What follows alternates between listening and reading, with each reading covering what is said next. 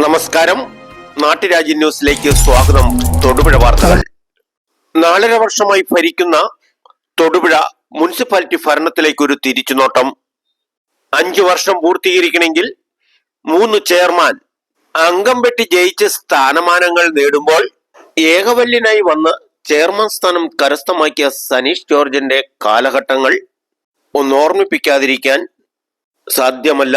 ഈ വിപ്ലവ യുഗത്തിൽ മുതലക്കുളം കുന്നം കോളനിയിൽ നിന്ന് ഏകനായി സ്വതന്ത്രനായി ജയിച്ചു വന്ന കൗൺസിലർ തന്റെ മിടുമിടുക്കും സാമർഥ്യവും കരസ്ഥമാക്കിക്കൊണ്ട് തന്നെ LDF-ൽ നിന്നും ചെയർമാൻ സ്ഥാനം ഏറ്റെടുക്കുകയായിരുന്നു.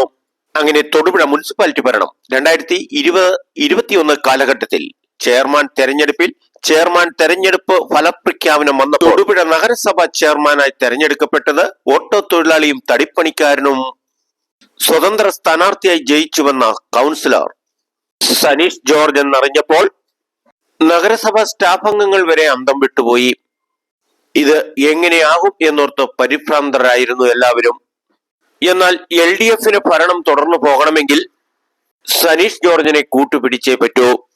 സനീഷ് ജോർജ് തന്റെ സാമർഥ്യവും മിടുക്കും അപ്പോൾ തന്നെ ഉപയോഗപ്പെടുത്തി. LDF-ന്റെ ഭരണം തുടർന്നു പോകണമെങ്കിൽ സനീഷ് ജോർജിനെ ചെയർമാൻ സ്ഥാനത്താക്കണം. സനീഷ് ജോർജ് അതെന്തെങ്കിലും എനിക്ക് നഗരസഭയ്ക്ക് ചെയ്യണമെങ്കിൽ 5 വർഷം തികച്ചു ഭരിക്കണമെന്നുള്ള പിടിവാശിയുമായി LDF ഇതിനു വഴങ്ങുകയായിരുന്നു. കൂട്ടിലകപ്പെട്ട പുലിയുടെ ഗതികേടായിരുന്നു LDF-ന്. മനസ്സോടെ അത് അംഗീകരിച്ചു. 5 വർഷം തികച്ചു ഭരിക്കുന്നത് LDF-ന് ആലോചിക്കാൻ പറ്റിയില്ല.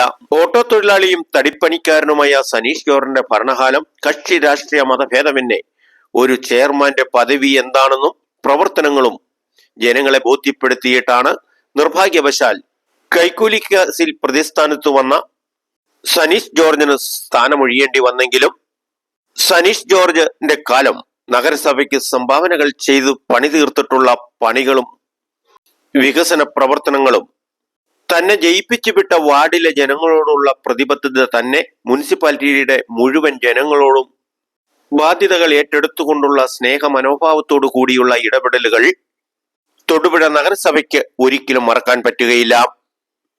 തൊടുപുഴയുടെ പൊതുവേദികളിൽ നിറസാന്നിധ്യം, ഉദ്ഘാടന ചടങ്ങുകളിലെ തിലകക്കുറി, ഇതൊക്കെ ഉണ്ടായാലും നഗരസഭയുടെ ദൈനംദിന കാര്യങ്ങളിൽ ഒരു കുറവും വരുത്തിയിട്ടില്ല.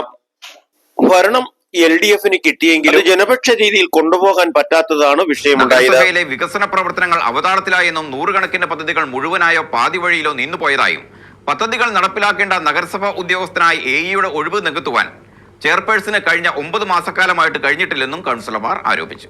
വിളിച്ചാൽ ഫോൺ എടുക്കില്ല, കൗൺസിലർമാർ വിളിച്ചാൽ ഫോൺ എടുക്കില്ല, ഉദ്യോഗസ്ഥന്മാർ വിളിച്ചാൽ ഫോൺ എടുക്കില്ല. ഇങ്ങനെ ഈ നഗരസഭയിലേക്ക് വരുന്ന പോലും ഇല്ലാത്ത ഒരവസ്ഥയാണ്. ഇതുപോലെ അനാഥമായ ഒരു അവസ്ഥ എന്ന് പറഞ്ഞാൽ ഈ തൊടുപുഴയുടെ നഗരസഭയുടെ ചരിത്രത്തിൽ ആദ്യമായിട്ടുണ്ടാവുന്ന അങ്ങനെ സനീഷ് ജോർജ് കൗൺസിലറെ കൈക്കൂലി കേസിൽ പെട്ടതാണോ പെടിയിച്ചതാണോ എന്ന് ഇതുവരെയും ശിക്ഷിക്കപ്പെടാതെ ചെയർമാൻ സ്ഥാനം നഷ്ടപ്പെടുത്തി ഇപ്പോഴും ഏകനായി പഴയ കൗൺസിലറായി തന്നെ തുടർന്നു വരുന്നു. ഇങ്ങനെയുള്ള സാഹചര്യങ്ങൾ മുതലെടുത്തുകൊണ്ടാണ് UDF BJP ചില കൗൺസിലർമാരെയും കൂട്ടുപിടിച്ചുകൊണ്ട് കെ ദീപക് തൊടുപുഴയുടെ നഗരപിതാവാകുന്നത്. നാട്ടുരാജ്യ ന്യൂസിന് വേണ്ടി ക്യാമറ റിപ്പോർട്ടിംഗ് തൊടുപുഴയിൽ നിന്നും KK വിജയൻ.